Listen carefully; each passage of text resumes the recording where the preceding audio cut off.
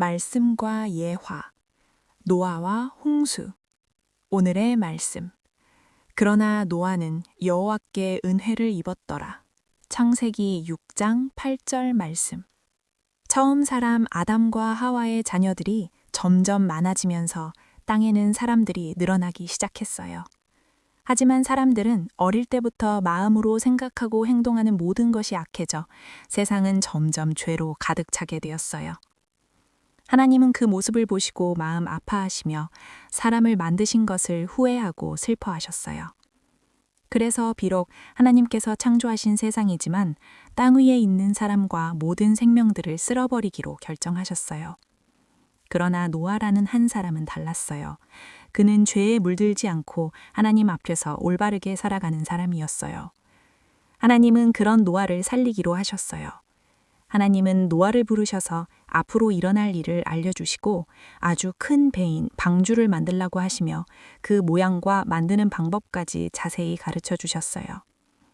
그 후 노아와 그의 가족 8명은 100년이라는 긴 시간 동안 하나님 말씀에 순종하여 방주를 만들었어요. 드디어 방주가 완성되던 날 노아의 가족과 함께 하나님이 택하신 땅의 모든 동물과 새들이 종류대로 방주 안으로 들어갔어요.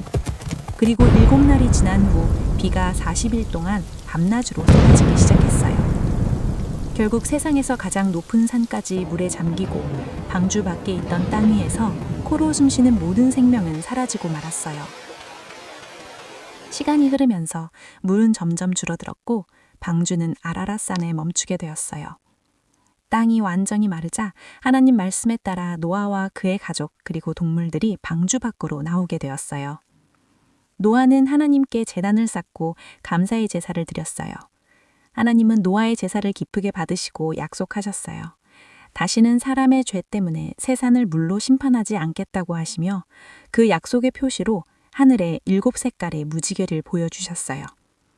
이렇게 해서 노아 한 사람을 통해 세상은 다시 새롭게 시작되었답니다. 어느 작은 시골 마을에 오래된 과수원이 하나 있었어요. 그 과수원에는 한때 정말 달고 향기로운 사과가 열리던 큰 사과나무가 있었죠.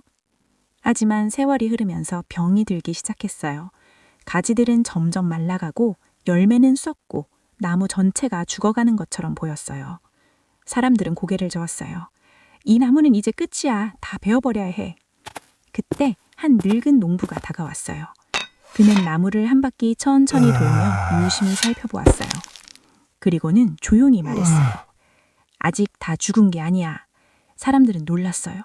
어디가 살아있다는 거예요? 다 썩었는데요? 농부는 윗동을 가리켰어요. 겉으로는 보이지 않았지만 깊은 뿌리 쪽에서 아직 단단하고 싱싱한 생명이 살아 숨쉬고 있었어요. 농부는 결심했어요. 그는 썩어버린 가지들을 과감히 잘라냈어요. 검게 변한 부분은 아깝더라도 모두 도려냈죠.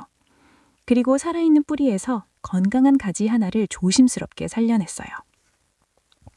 시간이 흐르고 계절이 바뀌었어요. 처음에는 초라해 보였어요. 큰 나무는 사라지고 작고 연약한 가지 하나만 남아있으니까요. 그런데 어느 봄날 작은 가지에서 연두빛 잎이 돋아났어요. 그리고 여름이 되자 작지만 반짝이는 사과가 하나 둘 맺히기 시작했어요. 몇 년이 지나자 그 작은 가지는 다시 튼튼한 나무가 되었고 과수원에는 다시 달콤한 향기가 퍼졌답니다. 이렇듯 하나님께서는 노아 한 사람을 통해 다시 이 땅의 사람들을 살려게 하였고 예수님 한 분을 통해 영원히 죽을 사람들을 살리셨답니다. 다시 한번 오늘의 말씀.